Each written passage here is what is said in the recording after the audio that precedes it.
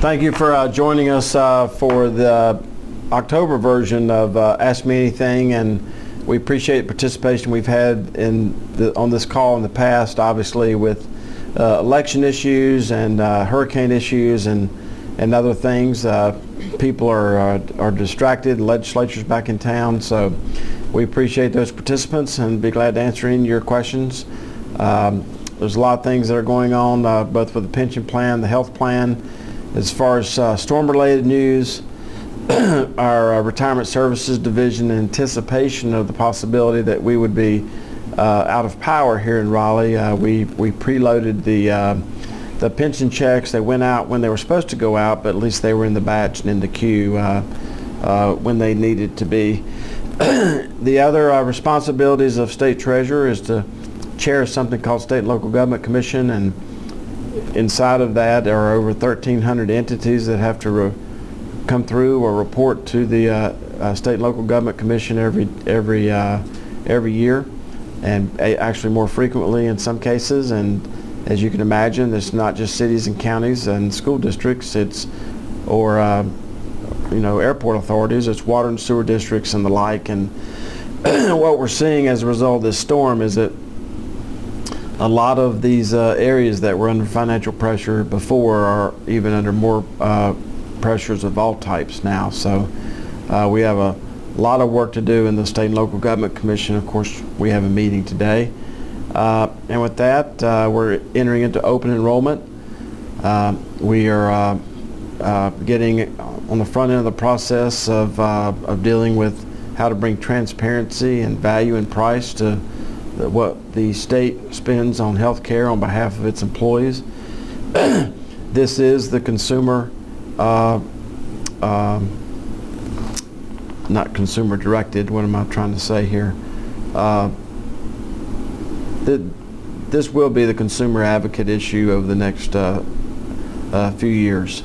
And as we have launched in trying to bring transparency to our medical spend, we've gotten calls and input from other states who are dealing with the exact same thing. So we're very encouraged about people's interest in this topic. As I've said before, no one consumes healthcare in this state, it consumes us. And we hope to be able to lead our way out of that. So with that, Stephanie, we'll open up for questions. Okay, Dan, go ahead. What would you like to talk about this morning? Well, I'm interested. You made a perfect intro for me, mentioning the Local Government Commission, and I read with interest recently that there was a committee meeting over in the legislature dealing with municipal water and sewer utilities and whether or not those degrading systems and depopulating towns are going to be able to maintain their facilities. And one thing I noted was Edgar Starnes was there, representing the Treasurer's Office, talking about merger options for some of these financially troubled municipalities. I'm wondering, are you thinking about pushing any kind of legislation that would allow for anything to take place there? Is that something that would be under your purview, or? A great question. I'll repeat what the famous capitalist Warren Buffett said a few decades ago, and when he said, you can't tell who's swimming without a bathing suit until the tide goes out. And my point of saying that to you is that some of the stress that's being faced by some of these water and sewer districts, these stresses have been around long before this natural disaster hit us. Obviously, it just puts tremendous amounts of financial pressure on these water and sewer districts. Dan, just to relay that most folks like myself, when they hear of a committee convening at the General Assembly, they get nervous about it. I'm actually very happy about this, and I know both chairs extremely well. They have a reputation of attacking problems and not people, which is also my reputation. And with this committee actually looking at these issues, along with our great partnership with the League of Municipalities and the County Commissioner Association, I'm very much looking forward to this. It's not just water and sewer districts that are under pressure. It's actually entire cities. Some who have lost their tax base through one reason or the other. Some of whom were created as a defense mechanism toward, for example, involuntary annexation, which is no longer allowed in North Carolina. So looking at all these issues across North Carolina, whether it's water and sewer or any other government service, and trying to find a cleaner, better, faster way of doing these things is a top priority of mine. If I understood the report that I read, there's like 42 of these municipalities that are considered by your office to be severely financially troubled. So that sounds like it might be a pretty big lift to address all that. Well, great question. We have something called the Unit Assistance List, which has approximately 100, and we can fact check this for you, about 115 entities on it right now. I believe that's made up of 14 counties, maybe 40 or 50 cities, and the rest are water and sewer districts and things of that nature. There's also a list below that called the watch list, which is just as large, things that we're watching. So this is when you start looking at the possibility of 250 entities on one of the lists or the others as a numerator, and the denominator being 1,300 entities, you can very quickly see that we're talking about nearly 20% of all the governmental entities that we have some responsibility for looking at. So it's a very important issue. We're as I said, we don't want to push anybody into anything. We want to deal with these things mathematically and not politically and not emotionally, and we do it with great open lines of communication. It's very important that when we deal with these issues, that we find out who represents them both in the House and the Senate, and we make sure that we're coming together for the good of the people. There are some of these water and sewer districts, Dan, that could have as few as 15 customers on them. There's just no way they're going to be able to financially make it. And so we're trying to do what we do everywhere in this building, figure out what's right, get it right, and keep it right. All right. Have you heard any feedback from any of the municipalities at all, or the sewer and water districts? They look at this as a lifeline, or possibly intrusive measure into their sovereignty? I think it can be treated as people have a choice, and I refer to this as the veer. And at the bottom of the V of the word veer is an inflection point where somebody has to make a decision that determines the trajectory of what happens next. I think as long as people know that as state treasurer and as chair of the local government commission that I'm interested in working with people and everybody pulling in the same direction, I think that's a lot better off than me coming in trying to push my beliefs on what should happen. But the fact is that these are very important issues, and we will see opportunities, I think, to combine water and sewer districts. We've been working with the School of Government on a project actually in southeast North Carolina. We've been working on that project for over a year with 3 water and sewer districts and figuring out how to combine them. It's critically important. It's one of the basic tenets of our life, and it's very important to me as state treasurer. And lastly, Dan, it's important to me because having access to capital for rural North Carolina is a very important thing to me. It's not in the Constitution, it's not in the statute, but it's in my heart that these communities having access to capital is very important to them, not just surviving, but actually thriving going forward. And having good water and sewer systems, good education system, access to affordable health care, all these things roll up into that. All right. Could you tell me real quick what those 3 municipalities are? Do you know off the top of your head? We can get them for you. It's Fair Bluff, Fair. Aiden? Yeah, well, we'll get them for you. All right. Yeah, you can get them to me. But it's a consortium that those entities have been working with us through the School of Government and the County Commissioner Association to try to figure out how to make it right. I mean, you cannot have a water and sewer district that has to charge people $500 a month in order to financially make it. Okay, good deal. Thank you. Thanks, Dan. Did somebody else join us? Yeah, this is Mark Kozak, North Carolina Health News. Hi, Mark. Go ahead with your questions for the treasurer. Hey, I apologize, I dialed in a little bit late, but I just want to hear a little bit about what you're doing post-Florence, I guess especially in terms of enrollment for state employees in the state health plan. I know that's something you're focused on. I'm just sort of curious how that is different in the aftermath of Florence than it would otherwise be. Great question. Number one, when I arrived here as state treasurer, it was taking almost 51 clicks to even enroll in the state health plan. I was unsuccessful in personally enrolling in the state health plan after I was sworn in January of last year. It was way too complex, so the number one thing we've done is we've reduced the complexity of enrollment. We're now down to 10 clicks to enroll in the state health plan. Do you smoke? Yes or no. Agree to cessation? Yes or no. Pick your plan? Yes or no, and hit submit. So one thing that we can do to help not just victims but our customers, who we look at these people as customers, is to reduce the complexity of just open enrolling.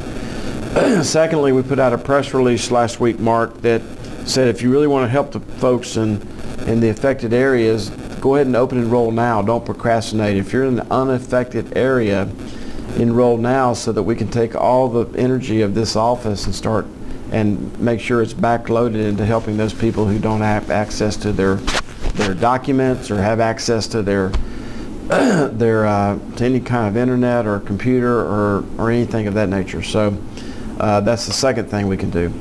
But the third thing we can do is just to continue to keep the lines of communication open and push the power down to our members, and that's just not something that happens once a year during open enrollment. That's everything. And lastly, we're continuing our move to enroll as many people as we can on the Medicare Advantage plan.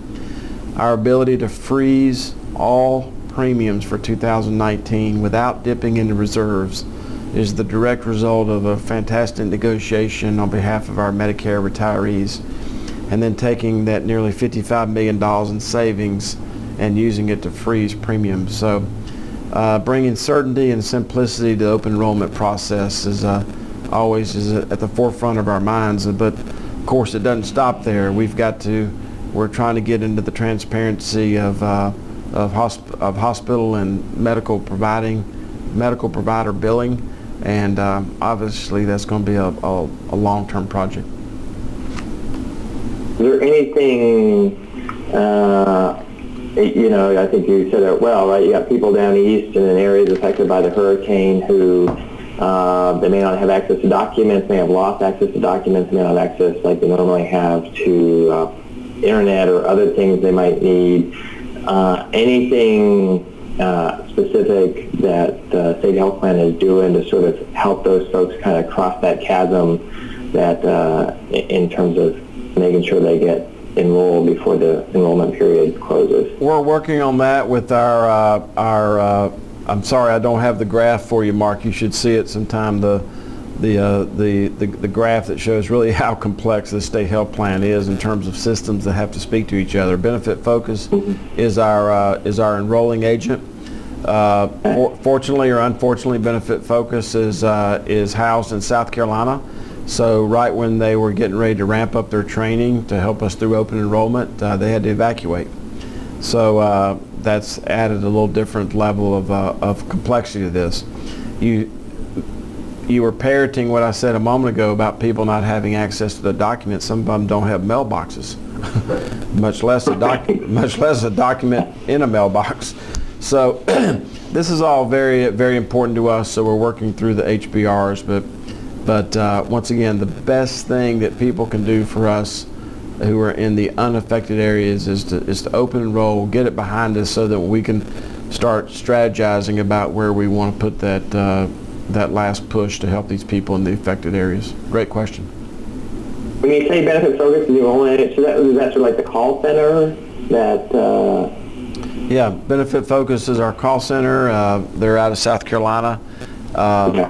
And, back in the day, all this used to be at one place. The pharmacy, the enrollment, the Medicare Advantage, the TPA, the Population Health Management, there's about 3 others. All that used to be at one place, and now it's all the dental, maybe, and now it's at different places. So being able to coordinate that's very important to us. Got it. Great. Thank you. Thanks, Mark. Does anybody else have any questions for the treasurer this morning? Okay, well, go ahead. I'll follow up if I can. Sure, go ahead, Dan. On the hurricane issue, having lived through a couple of federally declared disaster areas, I know that every little bit of help that folks can get is a big issue for them. So glad to see you're extending some courtesies to those folks. But I'm wondering, aside from process, is there anything about the hurricane, the damage, the recovery, that will impact the treasurer's basic role at all with the state health plan or the retirement system? I mean, will there be any kind of impacts on that as a result of all the fury that's going on down there? The short answer, Dan, is no. We, as you know, and has been recognized nationally, North Carolina has one of the strongest and most solvent rainy day funds in the United States. So that money is sitting in the STIF product, the short-term investment fund, and it's ready and available at any point in time that the legislature decides they need to appropriate money for different purposes. This is a little bit outside my pay grade, but I don't think we're really good at figuring out how we're going to deal with the next one of these. I don't know if it's a 50-year or 500-year flood, but we've had 2 of them in 23 months. And as many of you may have seen in the last 2 weeks, a special on 60 Minutes about how people in Denmark, or I believe it was Denmark, one of the countries in the Netherlands is actually below sea level, where 2 of the major rivers in Europe come together. And they don't have these issues because they have made investments in ingenuity. And I just think that as we go forward, I hope as state treasurer that we don't get back in the business of just running things as usual. We need to find and fix. We need to find solutions to some of these longer term problems, and to the extent possible we need to fix them. And there's a lot of creative minds in this state. We have some great engineering schools in this state. Somebody's going to come up with something so simple that it may make a real long-term difference, so that this doesn't happen in this way again. The thing that comes to mind is my understanding of, for example, the guy that we all know as Red Adair. Red Adair was sent to Iraq to put out the oil fires. And what you may not know, and I hope I'm saying this correctly, he put the fire out by starting one. He caused an explosion that sucked all the oxygen out of the perpetual fire that was burning, so that it had nothing to burn on, and that's what put it out. And it's that kind of ingenuity. I know that's not printable, but it's that kind of ingenuity, or whatever was on the 60 Minutes, it's that kind of ingenuity is what's going to be necessary to really deal with this long term. Well, we're very familiar with Red Adair up in folks from north central Pennsylvania, because he capped a lot of well fires up there. So. But he did Good point. He did it in a very, or Bob Luddy at Captive Air. I mean, he sort of has a way of putting out fires in restaurants, without destroying the whole place. I mean, there's just some really, we just need to be limitless. We just don't need to go back and fix things because that's the way they were before. We really need to think about the long term. Yeah, well, I didn't know whether, with all the closures and everything and businesses coming to a halt and government operations being down, whether there would be any impacts on any of the state plans. Great question. If anything comes up, I'll let you know. All right. Okay. We'll have the treasurer make a couple of closing remarks if no one else has any questions. Thank you for joining us. We will not schedule this one on Election Day next year. Next month. We'll probably do it a week after. But we appreciate your interest in these subjects. And for Mark and Dan, it's amazing the amount of stimuli that's coming at me right now as far as healthcare transparency. Somebody handed me in the hall yesterday the work that Joe Neff and Ames Alexander did in the N&O 6 years ago about urban hospitals piling up cash and consolidation and what's going to happen to pricing. And this was 6 years ago. And these articles in the Wall Street Journal that you can't put a price on a hip replacement, and that's the problem. And this other article out of Wisconsin where the hospital really didn't know what a knee replacement cost, so they allowed somebody to audit it from intake to outtake, and what they were charging $50,000 for had a true cost all allocated of around $10,500. I say all this not to be critical, but to tell you that North Carolina has the 4 major ingredients necessary in order for us to have a good health care system that is sustainable and is living within its means. We have people, we have needs, we have money, and we have providers, and those are the four major things. And as you've seen from our press release, so far we have not been able to get to the bottom of what things cost, but in the spirit of Dan Way and his favorite pastime, we're just in the first inning.